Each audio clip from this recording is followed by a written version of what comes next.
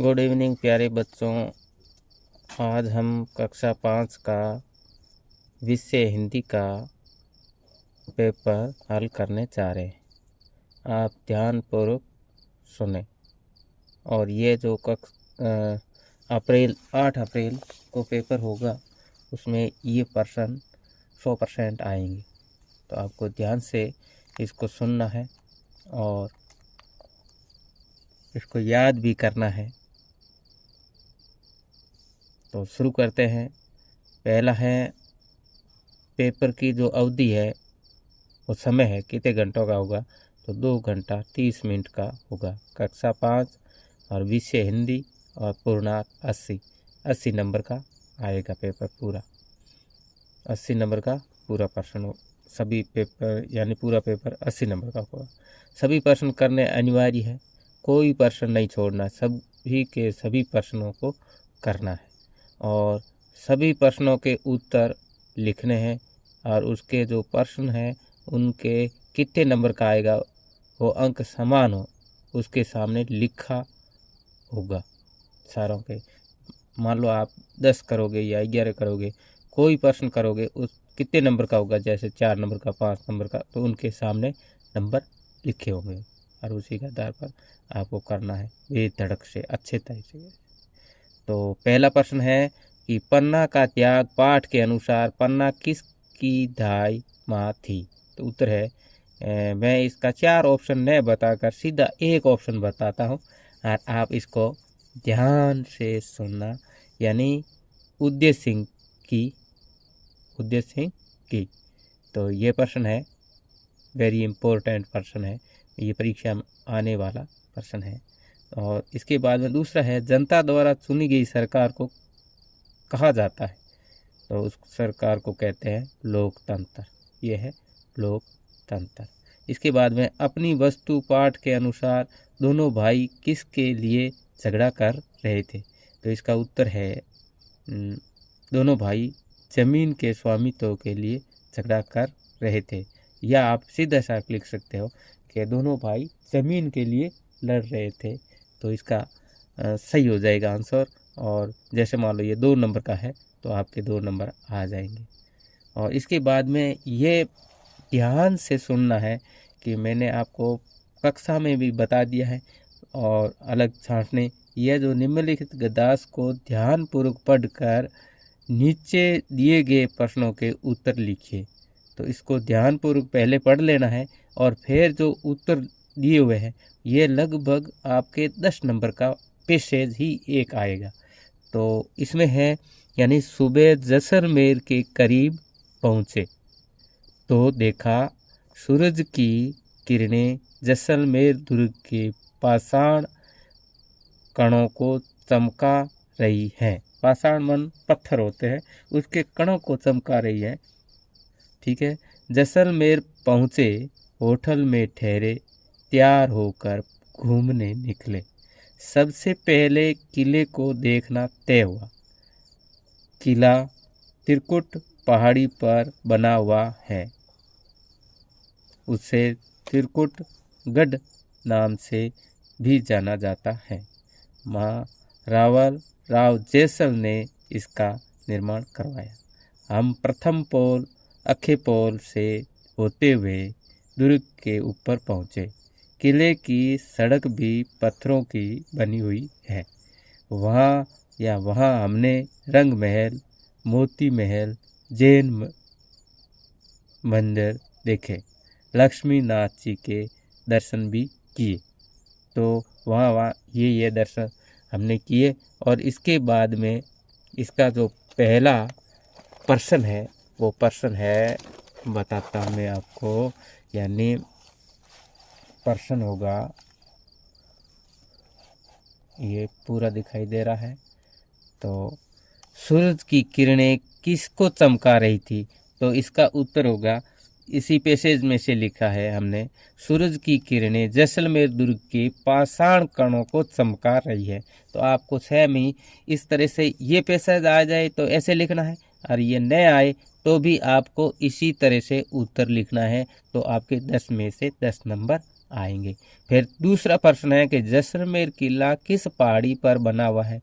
तो जैसलमेर किला त्रिकुट पहाड़ी पर बना हुआ है, और पैसेज में भी त्रिकुट पहाड़ी पर बना हुआ है, ऐसा नाम पहले आया था, आप पढ़ सकते हो उसमें।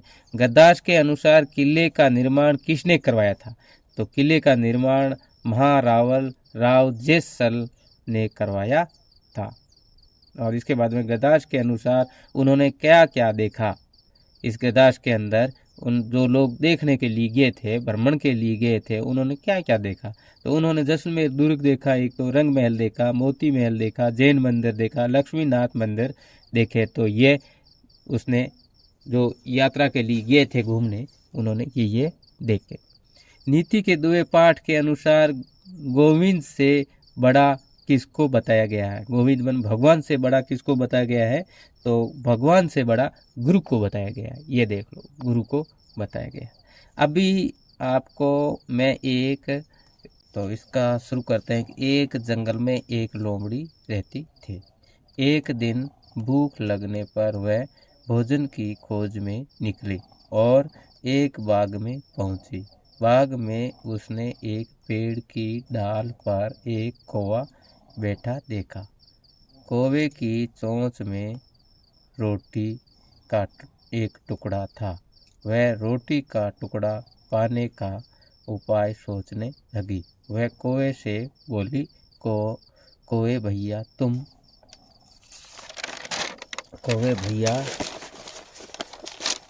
तुम बहुत सुंदर हो। तुम्हारी बोली बहुत मीठी है। मैं तुम्हारी मीठी बोली सुनना चाहती हूँ। कृपया मेरी लिए एक गीत गाइए। कौवा लोमड़ी की बातों सुनकर बहुत प्रसन्न हुआ। उसने गीत गाने के लिए जैसे ही अपनी चोंच खोली, उसके मुंह से रोटी का टुकड़ा नीचे गिर गया। लोमड़ी उस रोटी के टुकड़े को लेकर जंगल में भाग गई। बेचारा कौवा देखता ही रह गया। तो ये लोमड़ी की कहानी थी, या मान लो लेख था। और इसके बाद में है एक अर्जी लिखनी है। तो अर्जी ऐसे लिखनी है, आप राजकीय प्राथमिक विद्यालय जयपुर के छात्र सूरज हैं और अपने प्रधानाध्यापक जी को भाई की शादी में जाने हेतु 3 दिवस के अवकाश हेतु प्रार्थना पत्र लिखिए। तो ऐसा पत्र लिखना है, आप खुद देना, सूरज बन जाना। और यानी अपनी स्कूल में नहीं, दूसरी स्कूल में पढ़ते हैं, जैसे मान लो जयपुर में पढ़ते हो और उसका नाम है राजकीय प्राथमिक विद्यालय।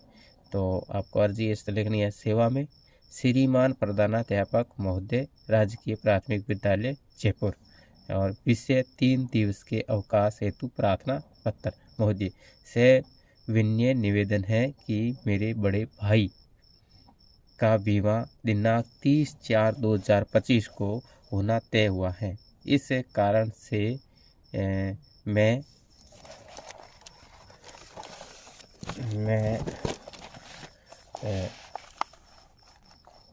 मैं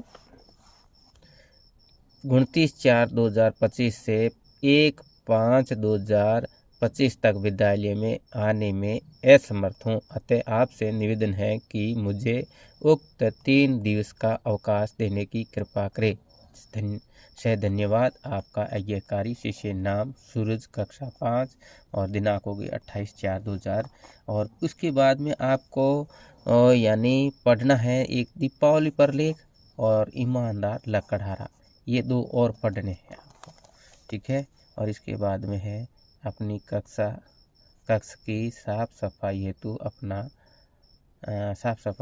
आप क्या क्या करेंगे, कोई 4 कारण लिखिए। तो इसमें पहला कारण है, हम कक्ष की नियमित सफाई करेंगे और कक्ष में कागज़ के टुकड़े नहीं फैलाएंगे, दीवार पर कोई नाम नहीं लिखेंगे और मेज़ कुर्सियों को लाइन से ही रखेंगे।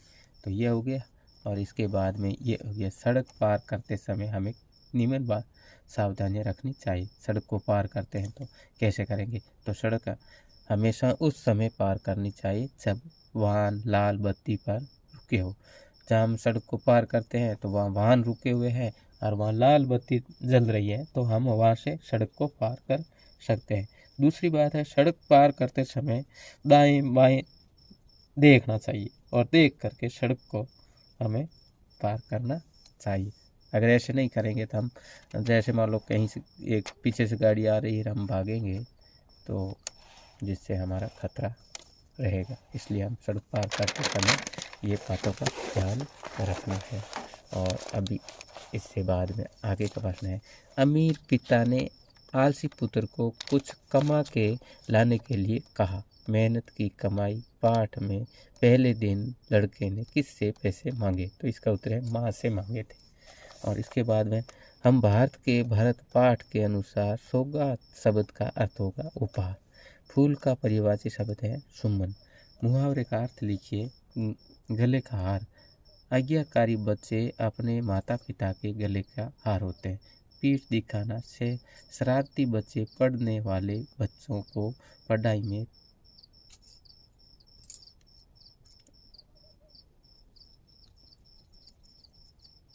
या पीठ दिखाते हैं, ठीक है ना। पीठ दिखाने का अर्थ है, पीठ दिखाना बच्चे जब आपस में लड़ते हैं तो डरपोक लड़के अपनी पीठ दिखाकर भाग जाते हैं। फिर टांग अड़ाना, टांग अड़ाने का अर्थ है यानी शरारती बच्चे पढ़ने वाले बच्चों को पढ़ाई में टांग अड़ाते हैं। और इसके बाद में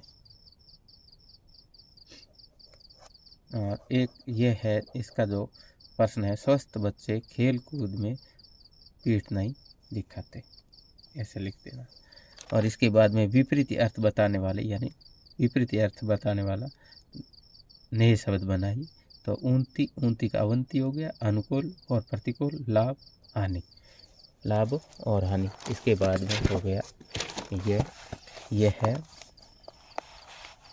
ये देखो कि अनोखी सूझ पाठ में देवता और दानव किस चीज़ को श्रेष्ठता जानने के लिए ब्रह्मा जी के पास गए थे? तो बुद्धि को। 26 जनवरी को कौन सा दिवस मनाया जाता है? तो गणतंत्र दिवस। चंद्रमा शब्द का परिभाषित शब्द है मेघ। होली पर एक लेख लिखना है और अपने प्रिय अध्यापक पर एक लेख लिखना, और मेरा गांव, मेरा विद्यालय, और हाथी और दर्जी। तो ये है मतलब ये लेख लिखने हैं आपको, पढ़ना भी है इसको। और इससे आगे मैं कुछ और प्रश्न बताता। इसके बाद में कुछ प्रश्न है, निम्नलिखित शब्दों के विपरीत अर्थ बताने वाले नए शब्द बताइए। एक तो अंधेरा और कायर और मित्र, इन पर लिखना है विपरीत अर्थ, ये ध्यान रखना है। और इसके बाद में निम्न शब्दों के लिंग बदल कर लिखने, जैसे मोर, मोरनी, नौकरानी, नौकर हैं, छात्र, छात्राएं, इस तरह से ये और है। और इसके बाद में थोड़ा और है, एक पहली वाला प्रश्न आएगा पक्का, लेकिन पहली वाला प्रश्न आपने आपको परीक्षा यानी आपको कक्षा में करा दिया गया है, उसका थोड़ा ध्यान रखना, एक बार रिपीट कर लेना। और इसके बाद में स्वस्थ तन सुखी जीवन पाठ के आधार पर सुबह के समय क्या जरूरी है? तो इसके बाद में एक और है, दृढ़ निश्चय सरदार पाठ के आधार पर सरदार पटेल को और किस नाम से जाना जाता है? यानी लो पुरुष के नाम से जाना जाता है। लो के चने चबाना एक मुहावरा है जिसका अर्थ है बहुत परेशान होना। इसी प्रकार नो दो ईयर होना मुहावरे का अर्थ है भाग जाना, ठीक है। और एक है, भगिनी निवेदिता ने स्वामी विवेकानंद के साथ भारतीय महिलाओं के लिए क्या कार्य किए? नारी शक्ति के प्रतीक पाठ के आधार पर स्पष्ट कीजिए। तो वो भगिनी निवेदिता ने स्वामी विवेकानंद जी के कहने पर यहाँ आकर के क्या किया था? महिलाओं को पढ़ाने का काम किया था। तो ये विशेष थोड़ा ध्यान रखना है। मनुष्य का परिवाची लिखना है। और हवा से बातें करना, ये मुहावरा है। कान काटना, बाल बचना। और उसके बाद में विशेषण और संज्ञा, सर्वनाम और क्रिया और प्रत्यय उपसर्ग, ये थोड़े परिभाषा याद कर लेना। ये परिभाषाएं आपको याद करना है। एक विलोम शब्द और पर्यायवाची, और बस इसके अलावा आपके परीक्षा में मोस्ट कुछ नहीं है। ये इतना आप याद कर लोगे तो आपके अच्छे अंक आ जाएंगे। ये सारे जो पेपर है सभी पेपरों के जो 4-5 साल से आए हुए हैं उनमें से छांट करके प्रश्न उत्तर लिख करके बनाया गया है। जो मैंने बताया है वो सब आप आराम से पढ़ना 1-2 बार, और 8 तारीख को जब पेपर आएगा तो ये प्रश्न आएंगे, पक्के आएंगे। तो आप ये ध्यान रखना है। आई होप, मैं आशा करता हूँ कि आपकी समझ में आया है। तो आप हमारा YouTube channel RLB network Panchu को सब्सक्राइब करिए, और अपना जो दोस्त है जो पढ़ते हैं उनको भी बताइए कि हमारे गुरुजी ये प्रश्न मोस्ट बताए हैं, आप भी पढ़ो और आपके भी अच्छे नंबर आएंगे। तो उनको भी बताना है। इसी के साथ जय हिंद, जय भारत।